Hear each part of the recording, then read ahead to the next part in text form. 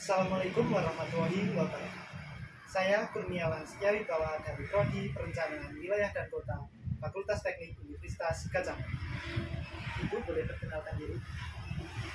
Assalamualaikum warahmatullahi wabarakatuh. Nama saya Ibu Sukarti, umur 58 tahun, lahir dari Banyumas. Baik, Ibu, tujuan saya ke sini adalah untuk wawancara dengan Ibu. Jadi nanti wawancara dengan Ibu dengan konsep seperti podcast itu. Jadi nanti saya akan memberikan sebuah kasus yang akan saya jelaskan kepada Ibu, yang kemudian diharapkan Ibu akan memberikan pendapat Ibu terhadap kasus tersebut kepada saya. Tapi sebelum itu saya akan menjelaskan terlebih dahulu kaitan program studi saya.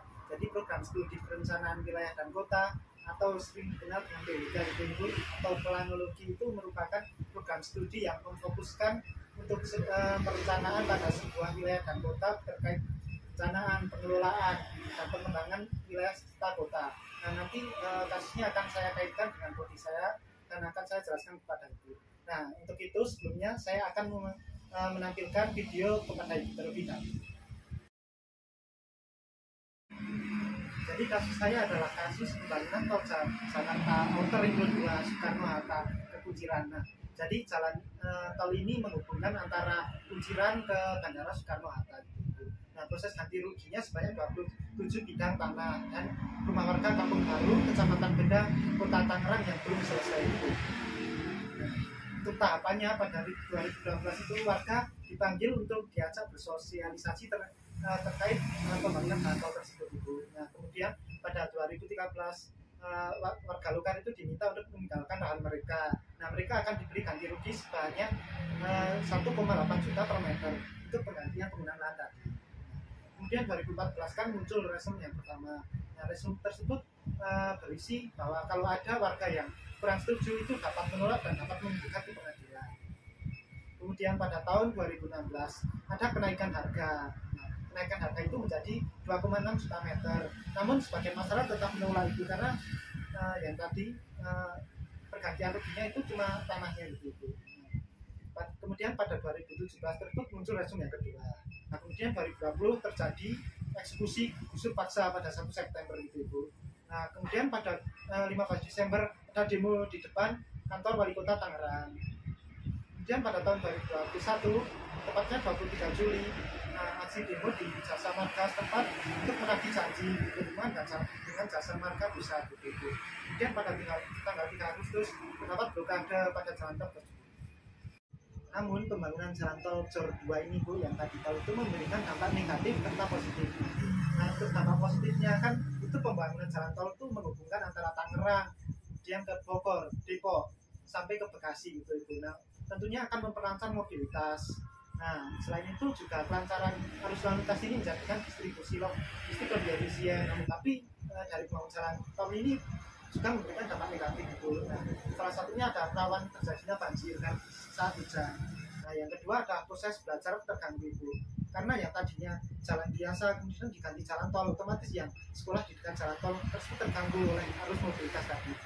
Nah, kemudian yang terakhir adalah ketidakadilan dan kerugian yang diterima oleh warga khususnya di Kampung Benda. Nah, Ibu, jadi dari kasus tadi itu sudah diberikan berupa solusi atau gagasan aspasial dan gagasan spasial. Jadi gagasan spasial itu terkait dengan proses pengusulan tadi harus lebih menghargai hak asasi manusia. Kemudian ada penguatan kebijakan, nah itu juga berkaitan dengan masyarakatnya terkait dengan rugi tadi. Kemudian ada pemerataan kebijakan mengenai pembangunan jalan tol gitu.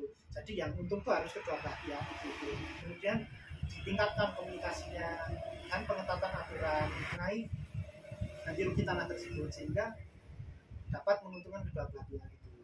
Karena gagasan spasial di sini dimungkinkan untuk relokasi gitu Ibu. Jadi masyarakatnya itu tidak cuma mendapatkan uang ganti rugi tetapi juga lahan yang tempat relokasi bangunan mereka yang telah digusur gitu. Untuk selanjutnya diharapkan itu memberikan pendapat terkait kasus yang saya berikan tadi.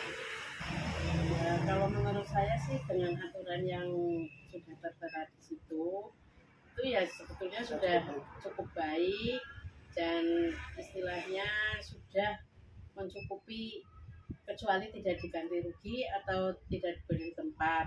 Nah, cuman ketepatan waktunya yang belum tepat istilahnya. Jadi istilahnya bagi masyarakat yang menerimanya, misalnya ingin segera bagaimana cara penyelesaiannya yang terbaik, itu belum dilakukan.